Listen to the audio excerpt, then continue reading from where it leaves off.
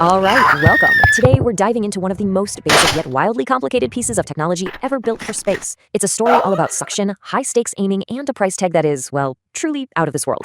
You know, when we think about the final frontier, our minds jump to faraway galaxies or alien planets. But for the astronauts actually living and working up there in orbit, the day-to-day final frontier is something a lot more personal. Yep, you heard that right. The real challenge is just figuring out how to go to the bathroom without gravity making a huge mess of things. It's the surprisingly complex and absolutely critical world of zero-G plumbing, and today we're lifting the lid on it. So let's get right into it, the zero-G problem. What makes this so unbelievably difficult? Well, it all boils down to one simple fact. In space, gravity isn't there to help. Everything we rely on here on Earth is just gone. Okay, so think about it. Down here on Earth, our toilets are a piece of cake. They use water and gravity. It's basically a flush and forget deal. But in space, no gravity, no way. So instead, engineers had to get creative. They use airflow and suction, which turns the whole thing into a very hands-on aim and engage mission, every single time. The secret sauce here is this airflow system. Instead of water pushing everything down, a powerful fan creates suction. It basically turns the toilet into a super high-tech vacuum cleaner. You could even say it's kind of like your bathroom has its own tiny jet engine, pulling air and everything else safely away into a collection tank. Okay, but relying on suction like this, well, it creates a whole new problem.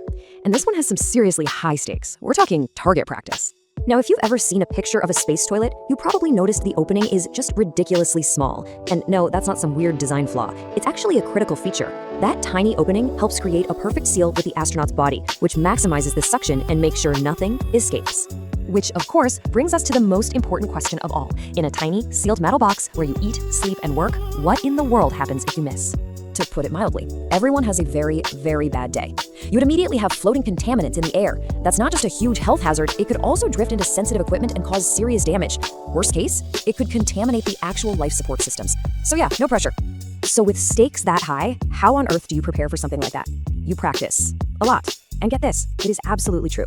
To make sure they're ready for the mission, astronauts have trained on a special toilet mock-up on the ground, one that's equipped with a camera and crosshairs, just so they can perfect their aim.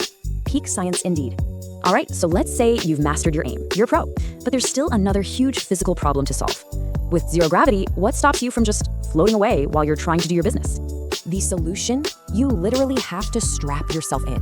First, astronauts lock their feet into restraints bolted to the floor. Then, they use handholds on the side to keep their body stable and hold that perfect position over that tiny opening.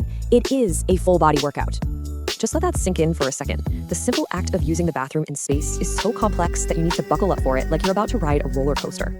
So when you put all this together, the powerful vacuum, the precision target, the restraint system, what you get is a genuine masterpiece of engineering, which brings us to NASA's latest and greatest invention, and, well, the price of that perfection. This new toilet is called the Universal Waste Management System.